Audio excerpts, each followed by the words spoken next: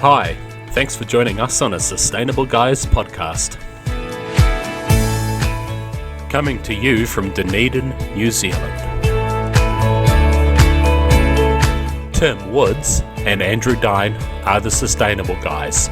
Join us on a journey to discover what true sustainability is.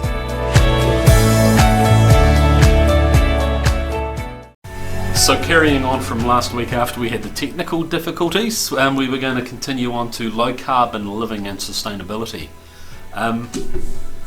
Just following up about the tax, I think where we left off episode 2, I think a tax is something that's definitely going to be looked at, and that's part of what the carbon tax is.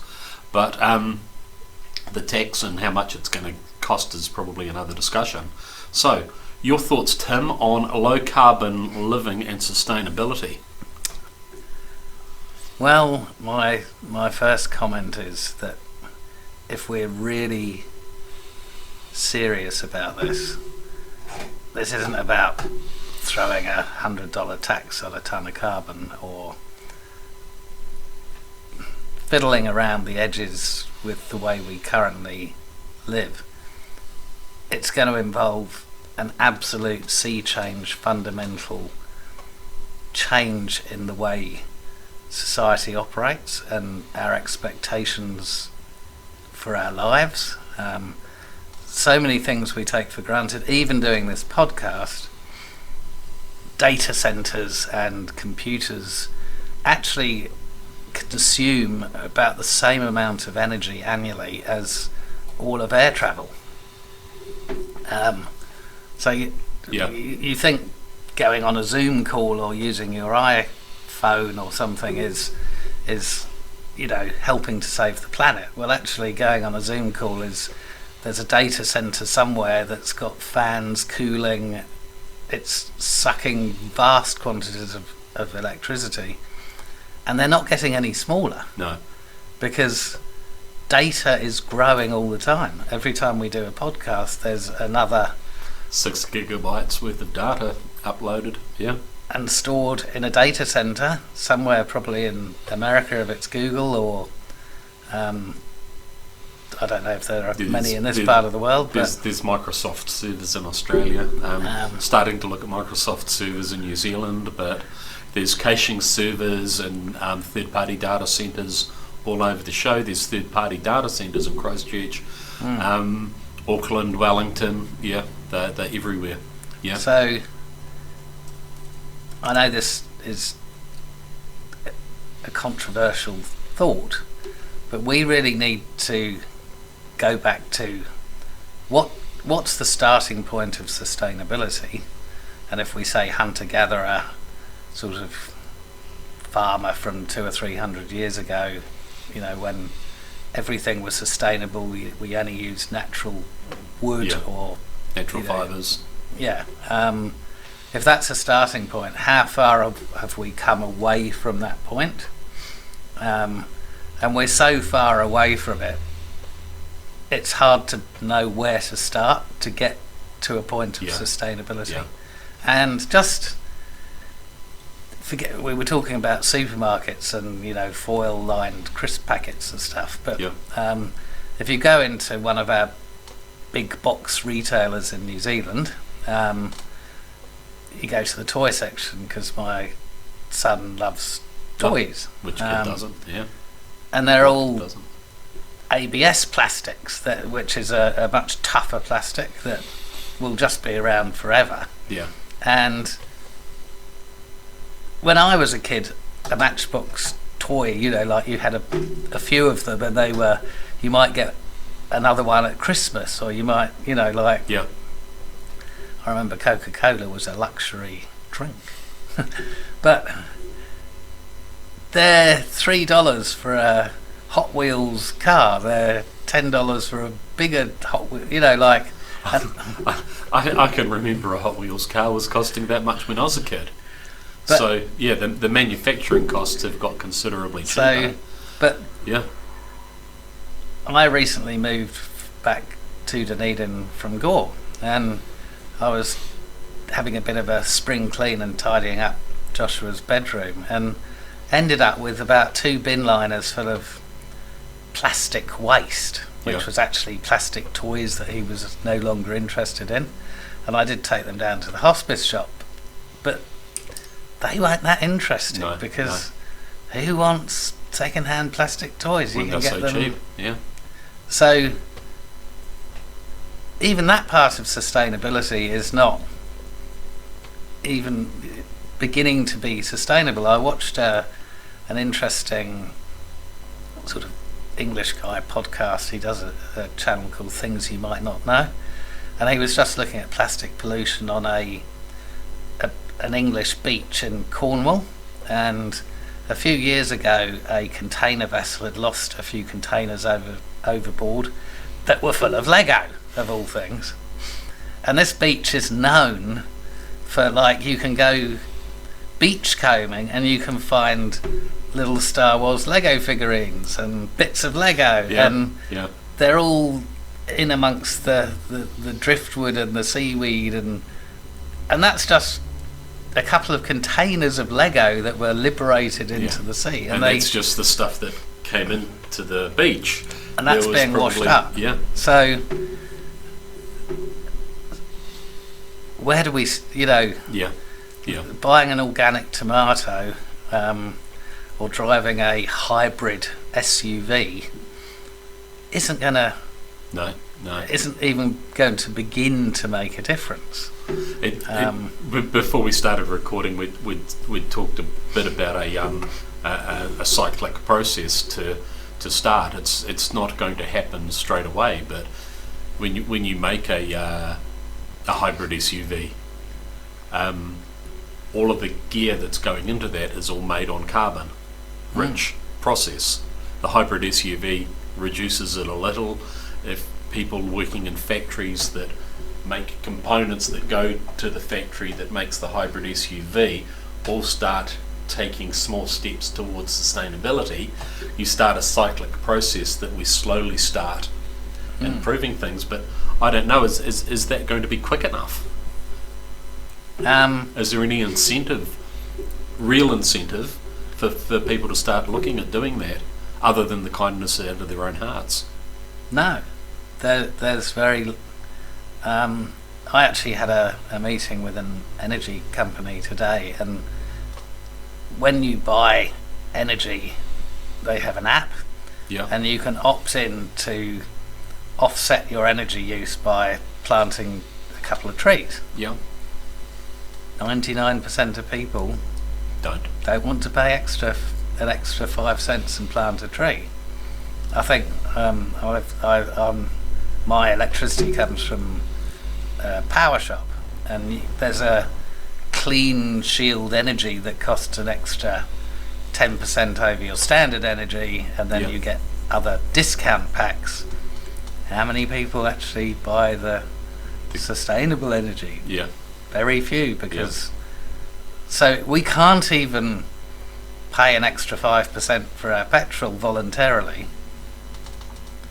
which is going to make no discernible difference anyway. But that's just small examples. It's the sentiment of doing it. It's the sentiment of wanting to contribute to plant a tree. Is the start. It's not the end. It's just the start. But if no one's wanting to start, where does it go? Take a typical life, and I think we could probably do an episode. So we live in New Zealand, beautiful country, life expectancy 80 years. So when we start out, we use totally unbiodegradable nappies, or our mothers use unbiodegradable nappies.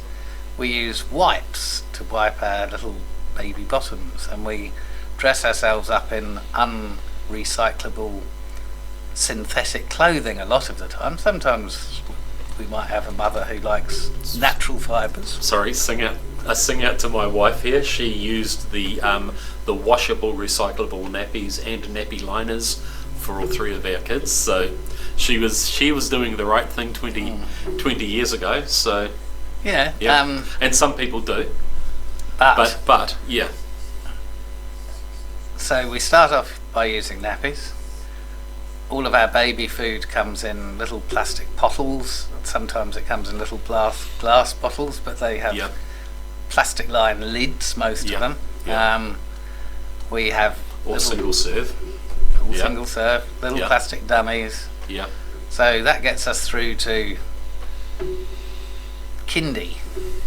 We've got our totally synthetic training shoes or shoes. We bounce around on plastic mats. We play with plastic toys. Yeah. Schools think it's a good idea to give children iPads and computers quite early on, so we start. Please stop! I'm seeing this mountain of plastic, just mountain of human waste is. So, yeah, I think an interesting thing, and I think we'll have to do a podcast on this, is over our life. So over 365 days. So I just know today, at lunchtime, I had a burger that came out of a beautiful foil-lined plastic container. I actually got my son McDonald's on the way home, which probably wasn't the best idea, but I was in a hurry and it was cold. I haven't thrown the rubbish out. It's rubbish day tomorrow. I have a bin liner, absolute chocker, and none of it's recyclable. You know, we can virtue signal and stick it in the yellow bin and pretend we're recycling. Yeah. It doesn't it goes in the dump. It does. It does. No one wants second-hand plastic. There's nothing you can do with it. Over 365 days of a year, how much? And take the McDonald's. You've got the cup, the plastic lid. I like the frozen Coke, the big plastic straw. Yeah. But honestly, what alternatives are there? Being a busy solo dad, what alternatives do you have? You can't drive around and with your son and go in and say, can you please show me what sustainability initiatives your restaurant is doing? You can't. But I think if we truly understood our environmental footprint as well as our carbon footprint over our expected 80 years of life, it would be quite terrifying. No. Now, we live in a small country of 5 million people, so every one of our 5 million will be producing that much rubbish. When I came to Dunedin in, I think, the year 2000, the world's population was about 6.5 billion or there or thereabouts. Well, it's now 7.9 billion and counting. So if all 7.9 billion of us want to have disposable diapers, plastic dummies, plastic toys, data centres and all of the other... A new iPhone every second year, or Samsung Galaxy S20. Yeah, I mean... Yeah. I got an iPhone 6 in 2014 and I've got an iPhone 12, I think, in my pocket.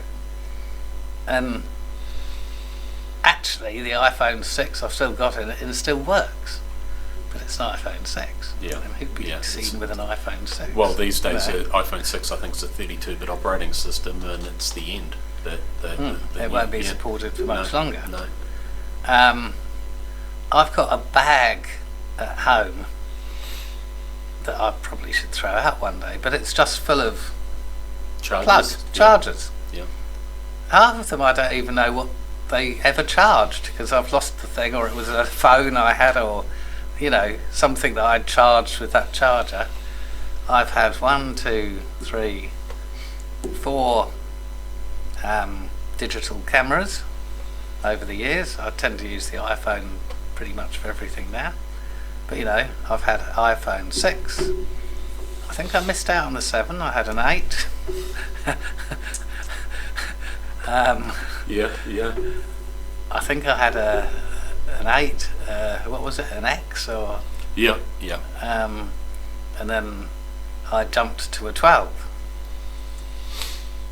Now that's in 6 years. So I've had 4 digital cameras and 4 mobile phones, all beautiful pieces of absolute state-of-the-art high technology.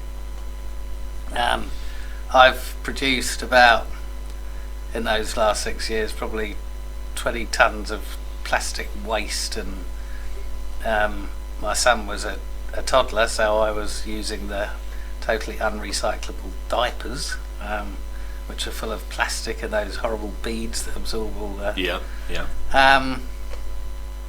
So this is just us here in New Zealand. And I've even noticed on our beautiful, pristine beaches that even we are getting a fair little bit of plastic. It's starting to appear. Yeah, well, pollution there's only one ocean. Well, sorry, there's multiple oceans, but there's only one big body of water on the planet. Doesn't matter if you spill plastic bags in the UK; they will ultimately find their way everywhere. And there's now a sedimentary layer in the bottom of the sea that's full of microplastics, and it's actually measurable. So, going back to my analogy of 100 years, 1,000 years, 10,000 years, 100,000 years, if we all carry on like this, there is absolutely no way that we're going to be around in 100,000 years. We're going to have to totally remodel our lives. We're going to have to actually make sure we don't throw any rubbish away. Everything's going to have to be recyclable. So, well, I remember my mother saying that in the wee town she grew up in, they used to have rubbish day, and it was once a year, because a lot of people did their own preserving. You got meat from the butcher that came in paper, wax paper, not plastic lined paper, but wax paper, that when you took the meat home, that went in the fire because it was made from trees in the country, and that was used to start the fire. Very few tin cans, a lot of fresh food, nowhere near the amount of interesting food that we have today. Like I'm sure my mother had never tasted sriracha chili sauce in a nice plastic bottle from the supermarket. But the waste, the cost of this amazing diverse lifestyle that we lead is landfills full of plastic that's going to be around for 10,000 years. And the landfills themselves don't bother me as much as just the amount of plastic waste that's not in the landfills. I mean, the world is a giant landfill full of the history of the world. But it's everywhere, and I don't think a lot of us, for all the luxurious things we have and all this throwaway society, we've got rates of depression that are at historic highs. People aren't happy. We don't. You go to a restaurant, you go out, people don't talk. I remember just you saying about people are unhappy. Teenage kids, they've done autopsies on teenage kids and find the same micro-pitting caused by, what's the stress hormone? Adrenaline? No, there's another one, I can't remember. And the same micro-pitting in teenage kids as they would find in soldiers who died at war from the incredible amounts of stress. And it's kind of like, why should teenage kids be developing this stuff? There's something else going on that we're still not getting our heads around. And we've lost a lot of our humanity. For 99% of all of human history, we lived as hunter-gatherers in small groups. Or early farming, low yield, small community farming, not where a farmer would look after a couple of acres rather than a couple of thousand acres. And sometimes you look at less developed countries, and even if you watch videos from 30 or 40 years ago in Africa, or the children are all happy and playing, and you know, like they don't have iPhones, but they were happy. In fact, we didn't have mobile phones or iPhones, and we played and we lived outside. Ran around and got hurt, picked ourselves up, landed on our faces when we fell off our bikes and broke our teeth. But so personal experience. Putting 50 tons carbon tax is absolute, like, we just don't know how far we've come from away from sustainability. And a lot of countries have now declared a climate emergency. I think a lot of we need to declare a sustainability emergency, because it is out of control, and the true environmental cost. I remember 3 or 4 Christmases ago, every Christmas the warehouse, or the large New Zealand big box retailer, they have some ridiculous Christmas toy, like a giant moving robotic dinosaur, or some stupid thing that most children will be bored out of their skull with after about 10 minutes, because it's not a game and it's a giant robotic dinosaur. And sometimes I think these big box retailers, they're actually a transition point to the dump. You go in, you buy the big robotic dinosaur, your child plays with it for 10 minutes, gets bored with it, it ends up in the child's cupboard.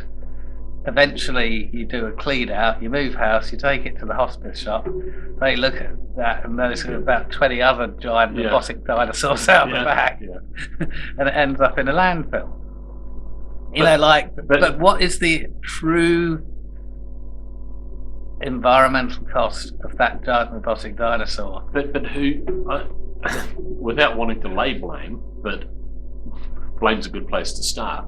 Who do you blame? Like, if the big box retailer says, we're not going to stock that because we don't think that it's socially responsible, they're just going to open another door for another company to spring up and say, well, if you guys don't want to make the money, we will. Like, how do you educate the population to stop buying crap? Including ourselves. Well, maybe. How do you change society to? So, we talked in the last episode about a sustainability mark or a sustainability score. So let's take a big plastic toy, or even a vacuum cleaner that's made out of indestructible polycarbonate, million-year plastic. And then, how long, if we just left the vacuum cleaner or something sitting out in the sun, how long would it still be an environmental problem? Like, how many years will it take for that thing to break down to its molecular? Or another angle, because some components won't. Obviously, a stainless steel widget won't. But how hard is it to break that down to actually be fully recyclable? So then what's the true environmental cost over hundreds of years of that item? Can we dispose of it? Is there a better way? Now, at the moment, realistically, the only sensible way of getting rid of a lot of this waste is high temperature incineration, because at least you've got rid of the waste. You're going to emit CO2, but you can incinerate plastics instead of coal. It's transitional. And there's carbon capture. So if you capture the carbon and then you can interact that with algae and grow algae to produce biofuels. But when you go and buy the giant robotic dinosaur, and it costs, from memory, I think they were $49.95 or some. They weren't very expensive. Maybe the actual true environmental cost of that over the next 500 years is $49.95 a year for 500 years. You know, like. Yeah. So I think the first step of sustainability is to start actually working out the real cost. Like I can see over there, you've got a pump water. Now that's a beautiful piece of high technology. Yeah. And actually, when I came to very first New Zealand, I worked for a plastic company, and they were actually developing the tops of those water bottles, and they're high tech. Yeah. But you're going to drink that water, and there's a reasonably good chance that bottle won't be filled up over and over and over again. Well, I was just. Although in your case, being a sustainable guy, you can see the lines from it being used and it being refilled. I've probably had it for 2.5 months, but even that, if I have that for 2.5 months and it breaks down and it becomes unusable, and I buy 4 a year, that's still over the course of a lifetime a rather large amount of plastics that aren't going to break down. But a lot of us buy one of them every day. Yeah. We don't refill them. They're cheap. They're not costing us anything. So again, I think on the side of it, I can see a whole load of recycling symbols. Keep me in the loop, and so they're doing all they can to say, please recycle. But for you to really, truly value that plastic bottle, and I saw them in Countdown earlier today, and they were, I think you could buy 10 of them for $10 in a pack, blister pack, fully plastic pack, 10 of those, the slightly smaller one, for $10. Great for my son's daily lunch, and he never brings one home again. It's $1. Yeah. 5 of them a week. How many 40 school weeks a year? Would it be that bad if plastics didn't stop, and if we had a process that could make rhoding, make hydrogen, and make a non-soluble CO2 component, as in sand or something, that we could return to the beach? I think we... Is that a way forward, or are we just fixing a problem with another problem? I think it's a way forward, but it has to go hand in hand with a fundamental change of our attitude and lifestyle. So the 10 of those for $10 in the supermarket, they have no intrinsic value. No. My son drinks it, throws it in the bin. The school aren't even telling the kids to recycle. They have big plastic rubbish bags that they fill up with the kiddies' school lunch rubbish every day. It's just saying about that. My older sister, who's a teacher, was absolutely shocked that there was a directive to look at shortening lunches so there can be more effort put into education, and the only way that you can shorten lunches is by having pre-prepared food that's potentially stored in plastic. So and again, we're fixing a problem with the problem. So let's take that pump water as an example. Yeah, and I'll have a drink too.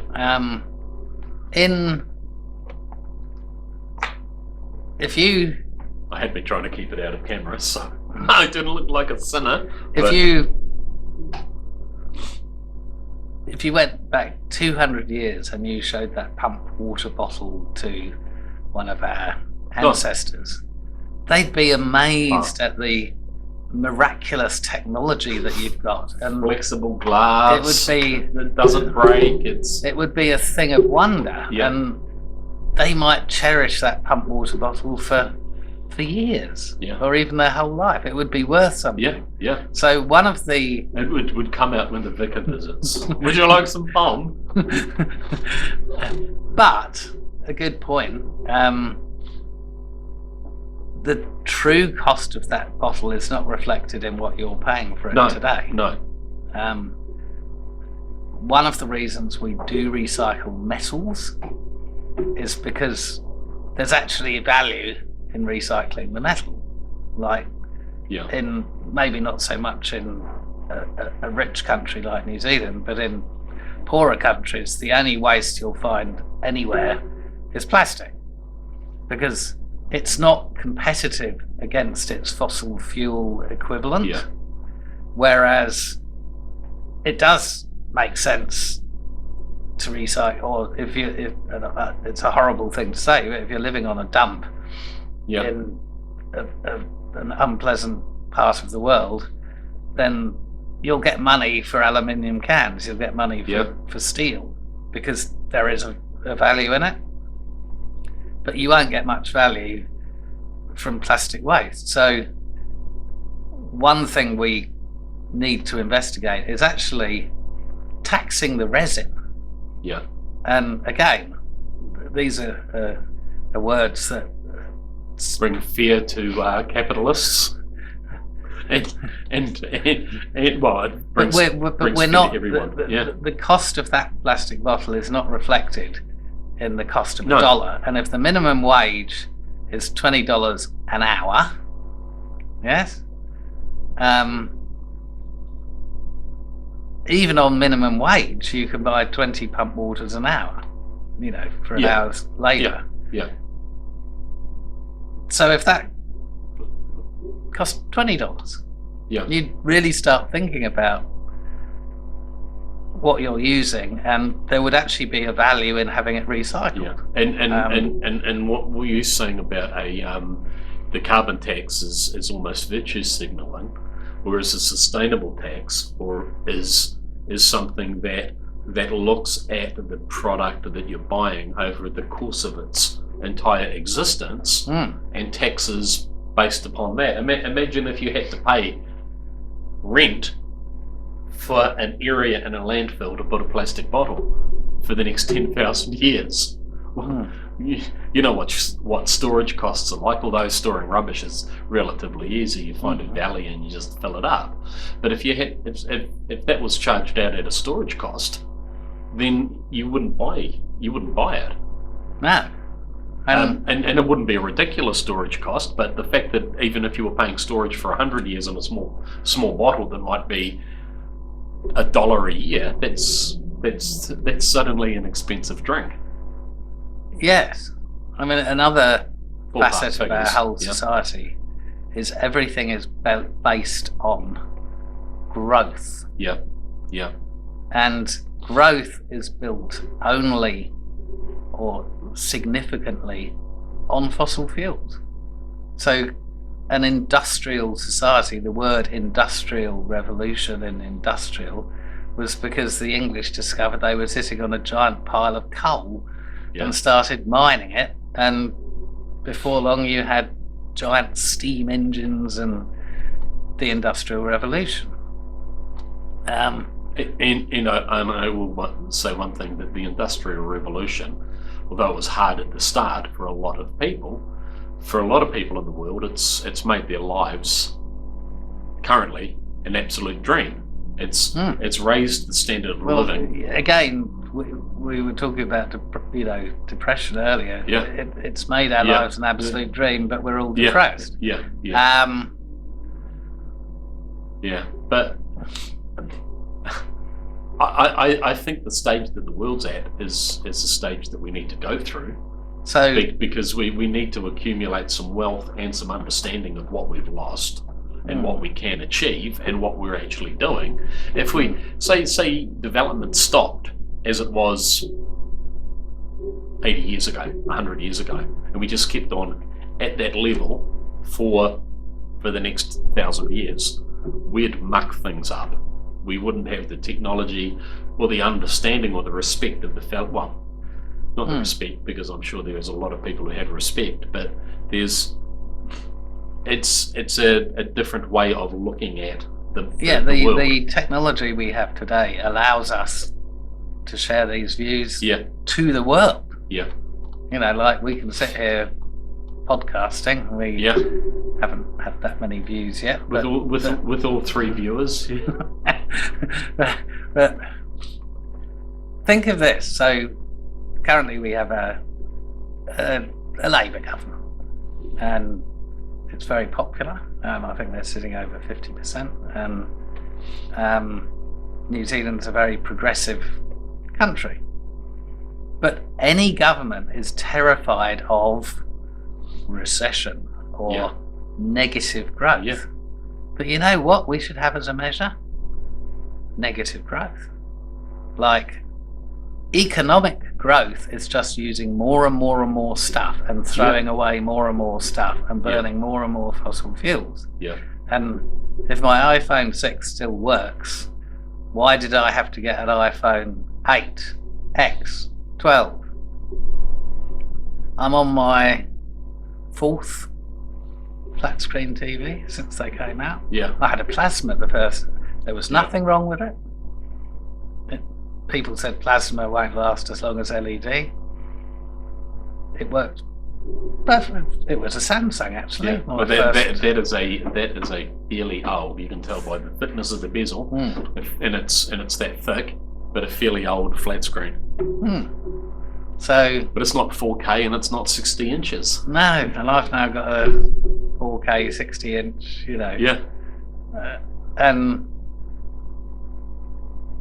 Yeah. So I think having a true idea of true costs of things and lifetime total environmental cost over however long that plastic bottle or however long that screen will exist in society or in the world, that's how much it really is costing the planet. And then we need to rethink this whole idea of economic growth. So if the lovely leader that we have here, Jacinda Ardern, announced one day that next year's target is that the economy will shrink by 5%. You're laughing. Oh no! I'm just thinking about how people will react. It's going. We're going. It's a red dot. Yeah. No, that's cool. I just don't want to miss anything like we did last time. So let's say Jacinda announced. That next year's target, Grant Robertson, their finance minister, and Jacinda, they come on TV, and they're quite solemn. And they say, due to the fact that we have now declared a climate emergency, next year's target is that the economy shrinks by 5%.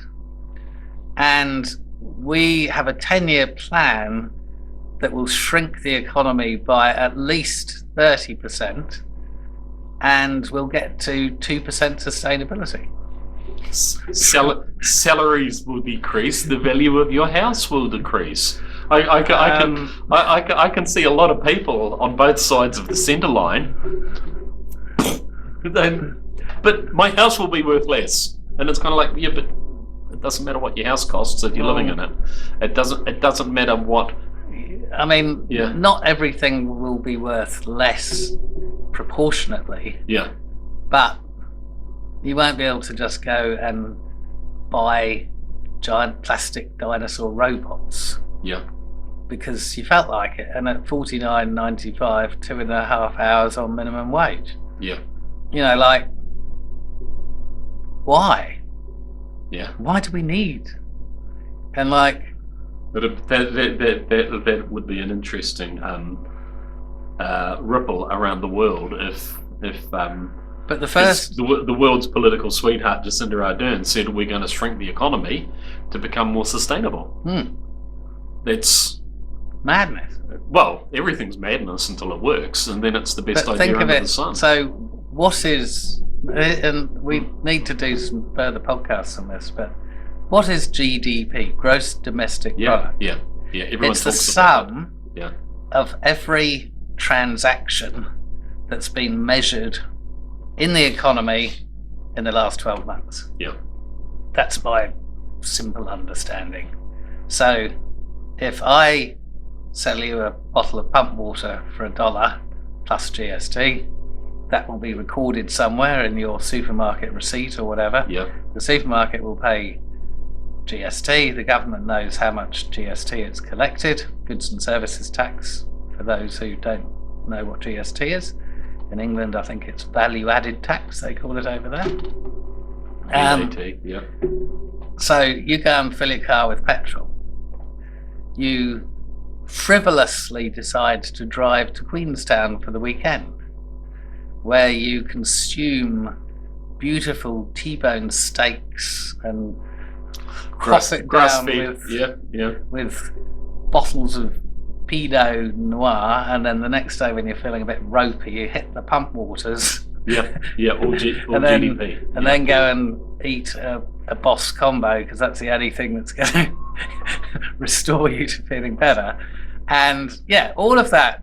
So your frivolous journey to Queenstown, because you can.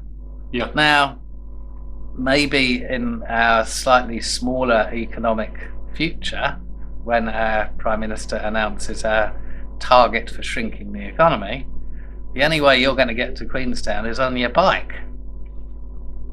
I need a bigger battery on my bike, but it's something that becomes. So again, when I was a kid, catch a bus, international travel was the peak of luxury. I can remember the neighbours, the neighbours' parents going on a holiday to Australia, and it was kind of like, wow.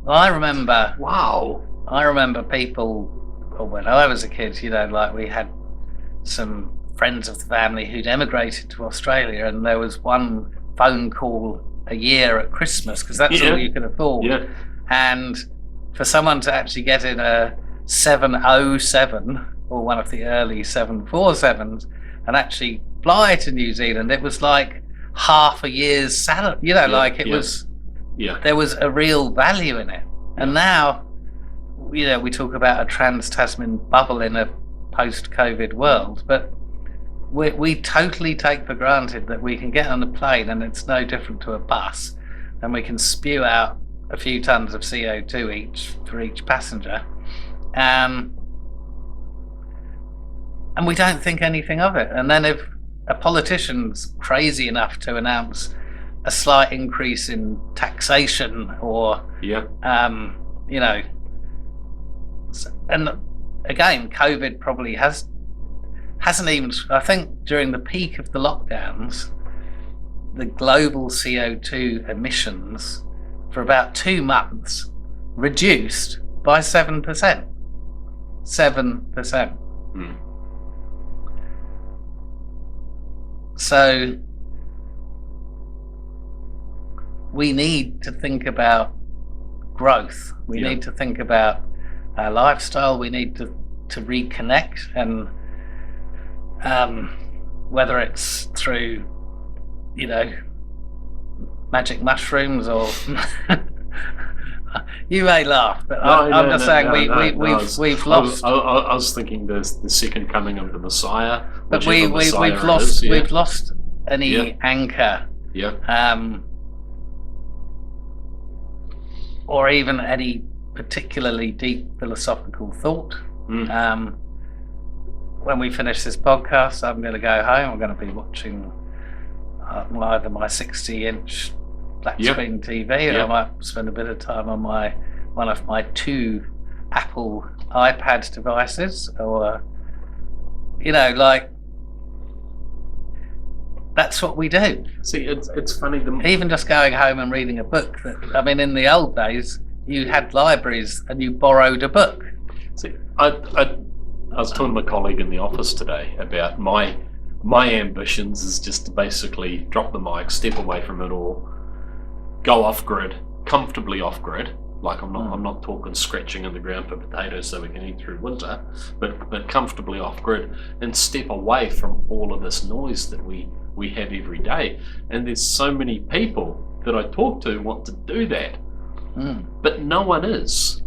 Yeah, but And it's kind of, do we want more before we step away, or how?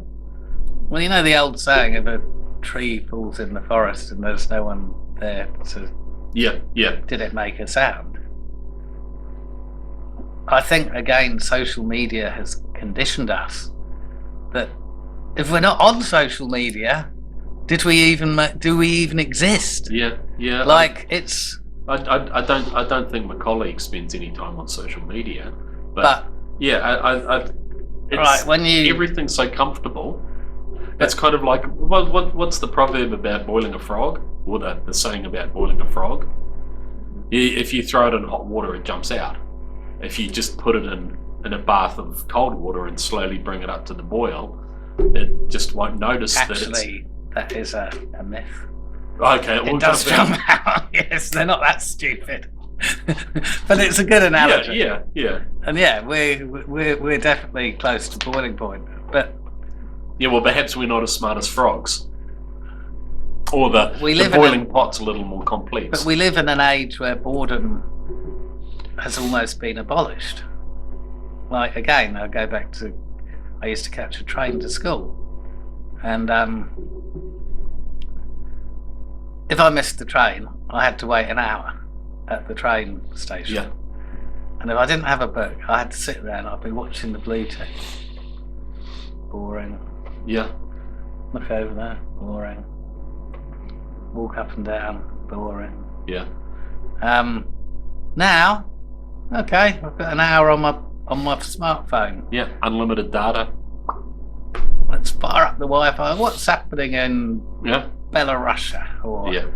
oh, they grounded a Ryanair jet the other day and arrested a journalist, and they actually did. Yeah.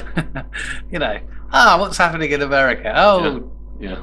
Joe Biden can't string a sentence together. Yeah. Okay, what's happening in the UK? A chaplain at a private school has been fired for saying that you do have a choice not to be LGBT. You probably need to cut that out. Oh, no. But you know, I'm just saying, like, we have everything's at our fingertips constantly. But I think, how many people do you know that don't have a Facebook presence? Or so when I joined where we're currently working, you probably looked me up and said, what's Tim's LinkedIn profile? Or so again, do you want to be the tree falling in the forest that no one's heard? Yeah. And that again means that we've lost any spirituality. Yeah. Like a lot of young people. So I'll say my kids don't have Facebook pages, not because I have discouraged them from having them, but because they don't want them. But they're more into the so they're all on Discord. They're all on the micro level type Facebook apps now. So instead of everyone being in one nice big unhappy pool, they'll be on a Discord channel that only the people they know they're on the Discord channel. So it's a much more of a personal way of communication, but it still removes personal communication. So yeah, I think there's a generation coming through who understands this much better than the X and Y's. They understand that something should be done, and they're very, very, very concerned about it. Yeah. And it's making them miserable. Yeah. But they're even worse than the generations that came before. It's a multi-dimensional problem. There's so many components to the problem that trying to understand the solution is almost inconceivable. So do we need to step off grid and all form little micro villages? I think turn off the mobile data and bring cinemas back and single TV in the house.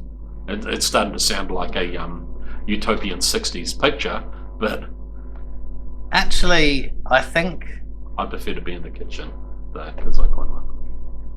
we need to start making some templates. Yeah. And again, and I think we'll do this in another podcast, but one of the things we've spoken about is a truly sustainable village or town. Or Now, did you see up in the North Island? Is it?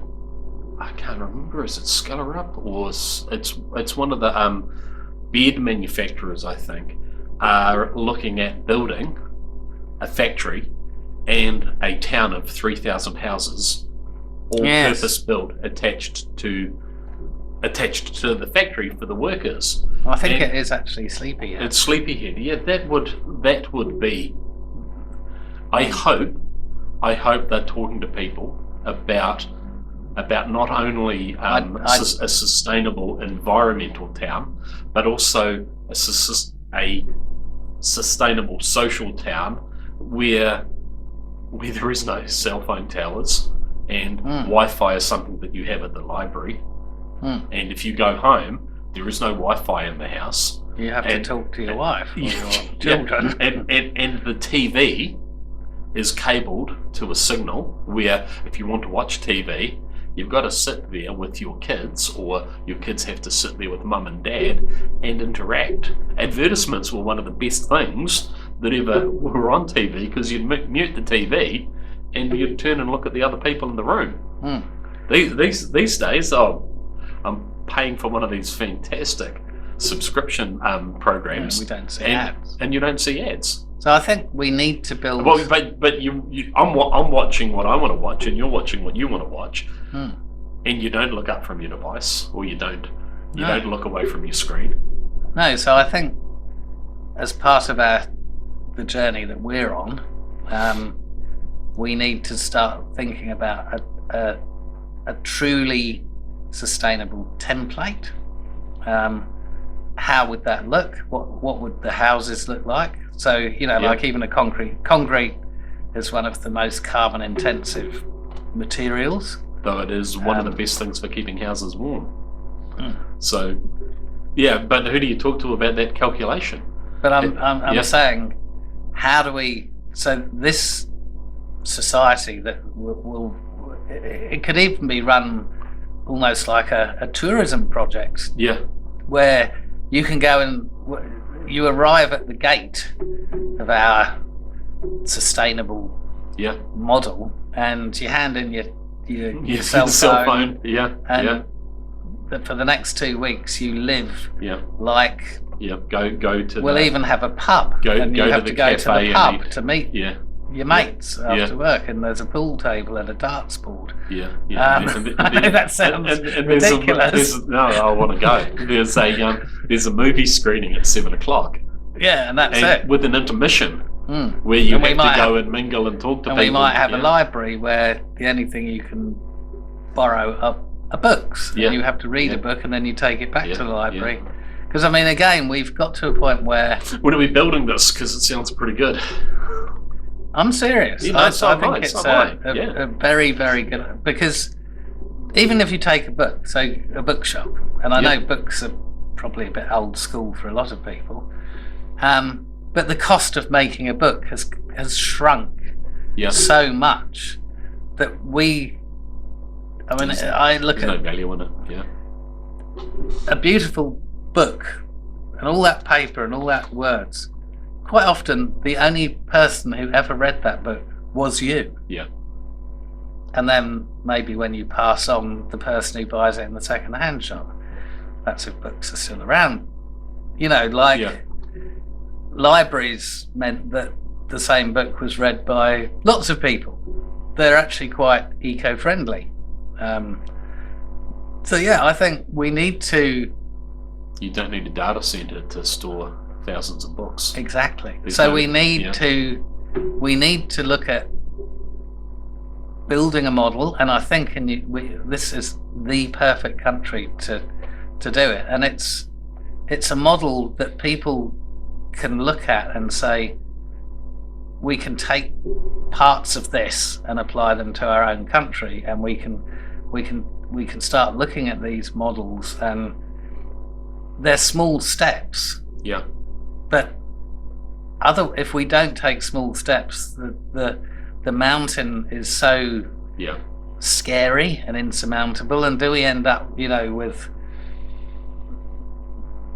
the water gets so hot that we all end up nuking each other, or and taking those small steps, it's that slow cyclic process. But I don't think we're going to overnight get rid of plastic containers. No. But in our model society that we're going to build, and it may be something that you just go and stay there for 2 weeks holiday, and you might just blow your mind by go to the cafe and have sourdough spelt bread and baked by having to hand all your mobile devices in as you arrive, and it'd probably be one of those moments. It's kind of like no, I don't want to, and then it's kind of like, and like 2 weeks later, why didn't I do that earlier? 2 weeks later, you're less stressed, you're less depressed, and you've actually seen a vision. And then with this model society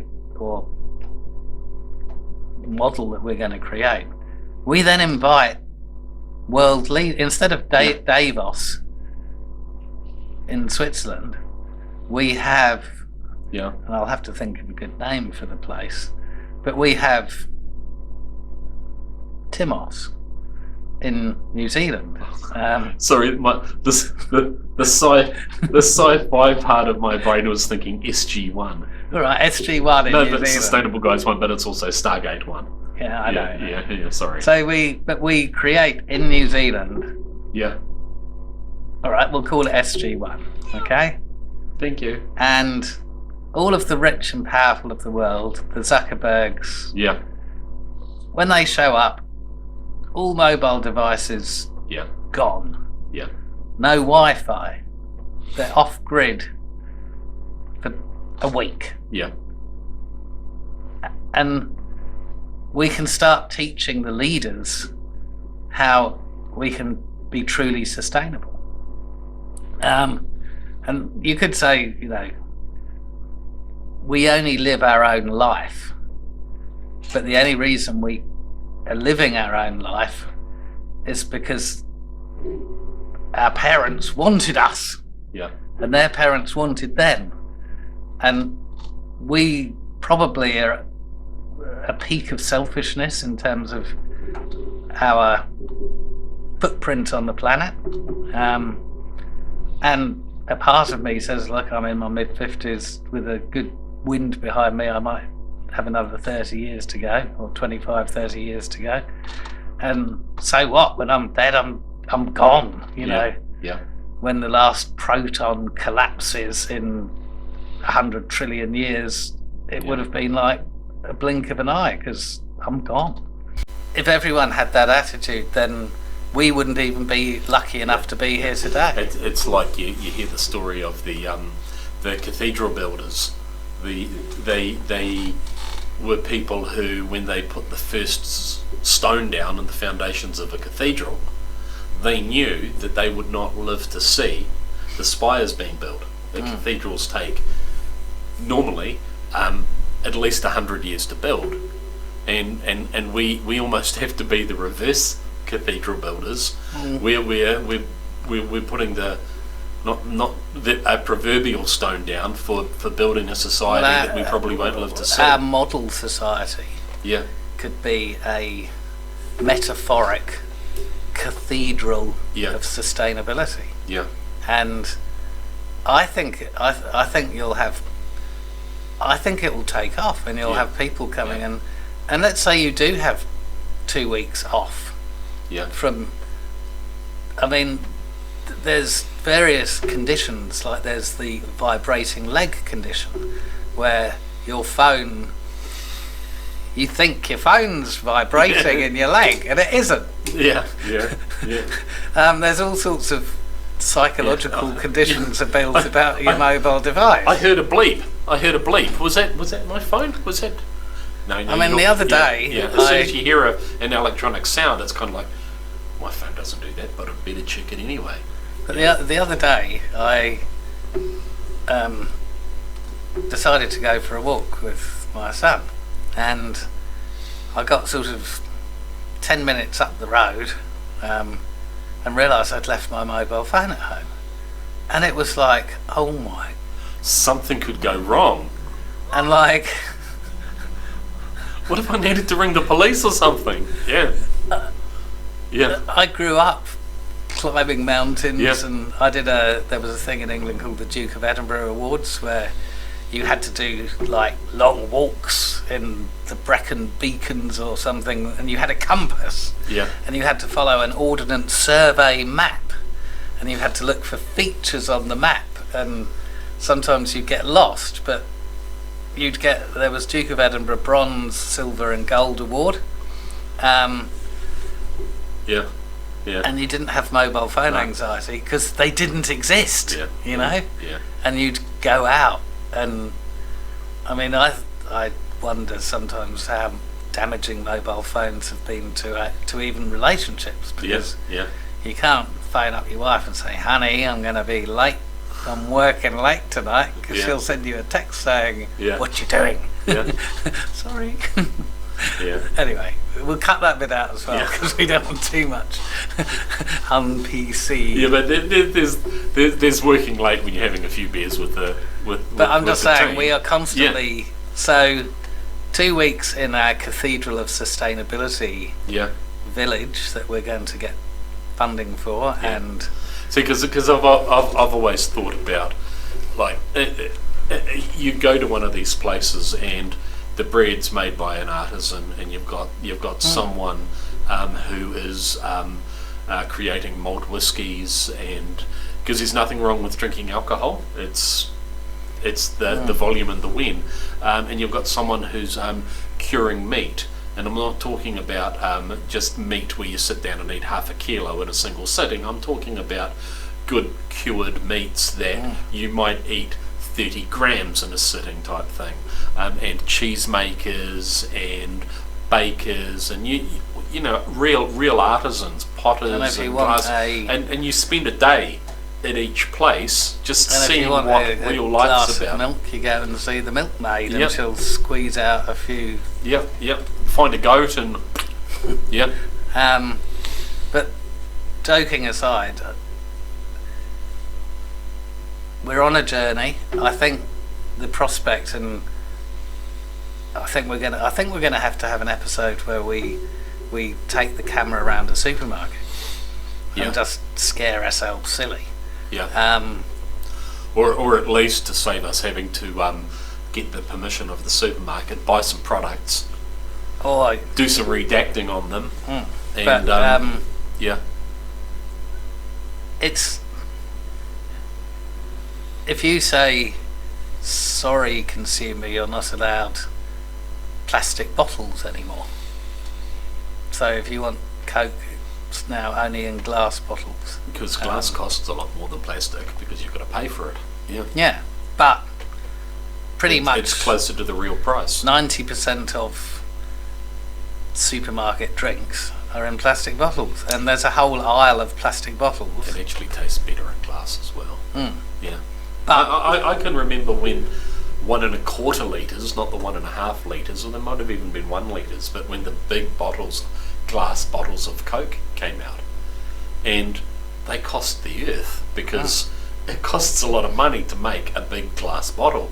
yeah, and I mean, another environmental consideration is that it costs a lot of money to transport glass. Yeah, yeah, So all these plastics are saving us carbon at one end, but giving us 10,000 years of yeah. pollution at the other end. So I think I'm going to have to take the nipper home soon. So, So yeah. I think my sort of conclusion is that we're so far away from sustainability that it's actually quite scary. Yeah, But equally, we can start showing the world how it could live Yeah. in the future, and maybe in our sustainable cathedral of sustainability, we won't ban all technology. You can have maybe an hour, or a set period of time where you can use your devices, but you learn to control your.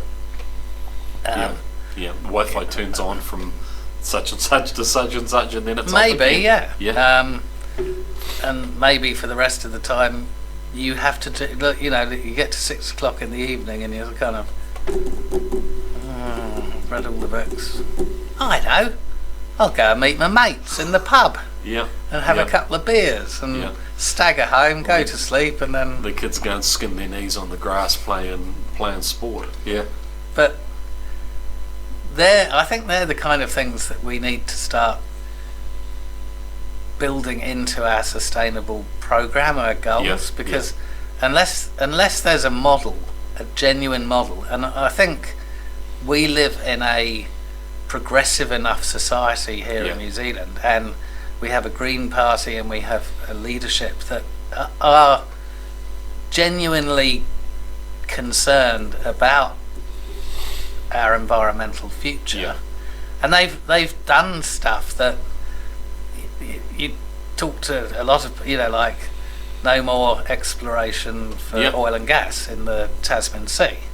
That was only offshore, that wasn't onshore, but how could you stop exploring for oil and gas, you nutters? When I first thought that, I thought, these idiots. But if you think about the cyclic steps to improvement, it's the start. It's not the end, but it's the start to say we need to stop doing this. We need to stop loading the atmosphere up with CO2. I mean, if that means that you can't replace your iPhone every year or your Samsung Galaxy, so be it. Suck it up. But there's an outcry in Queensland, Australia at the moment, because there's a proposal to build a super mega coal. I think it's the Adani coal mine. Yeah. And it's open. It will be open cast, and there's enough coal to fuel India, the whole of India, for 2 decades. Yeah. Yeah. And some of the Green members of the Australian Parliament, and even the Australian Labor Party, have said we shouldn't be digging this stuff up. Yeah. And all of the usual suspects have said, you can't do that. It's jobs. Yeah. You're destroying the economy. You're destroying. Now, don't forget, this bloody coal mine doesn't exist. Yeah. But So it's let's dig up enough coal to fuel India for the next 2 decades. All the windmills that they've built in Australia, it's a complete waste of, Yeah. So the thought of not digging up all the natural resources and coal is controversial, and the politicians involved who've been anti the coal mine have now lost their jobs. They've been kicked out. So actually that, although it was, what do they call it, the leader's call or something to scrap the exploration in the Tasman Sea, well, you've got to start somewhere. So I and it's tough because actually where we're working, we're potentially facing some quite significant increases in changes energy in cost. the way we work. Well, everyone in New Zealand is. It's just not where we work. It's people. It's everyone. The lakes are lower than they have been in quite a while. But if you have to pay a little bit more for your energy, well, maybe you won't be living in a 250 square metre mansion. Maybe you'll put on a jersey when it gets a bit cooler rather than turning up the heat pump. So and that's where it starts, doesn't it? Yeah. So I think I think our discussions, we're getting some good ideas, and they're ideas that, and I think neither of us are particularly politically motivated. I don't think we could be called right or left wing. We're probably relatively liberal, progressive types, but the things we're saying we call ourselves continuists. Continuous, yes, good word. Because that's what we're worried about, is the continuation of So, the human race. yeah, some of the things we're talking about. Yes, when I can't get my pump water anymore, or Coke becomes a luxury item again, or that'll be a glass or a tin mug full of water. Yeah. Or the true value of the plastic is reflected in the cost, Yeah. and you'll actually genuinely want to recycle it. Yeah. But even if you look at that bottle, there's probably 3 types of different types of plastic, so you can't just grind up the whole thing, because the lid's going to be a slightly different type of plastic to the actual bottle. Well, even the label is a different type of plastic, the sticky label. But hey, you better get your son home, and we'd better start looking at wrapping this up. So I think this has been a very good and much more natural discussion than our previous our previous 2 podcasts. It's becoming a much easier conversation to bounce backwards and forwards. So low carbon living and sustainable living in the wider sense of the environment, I think we've discussed quite well. Thank you. Okay.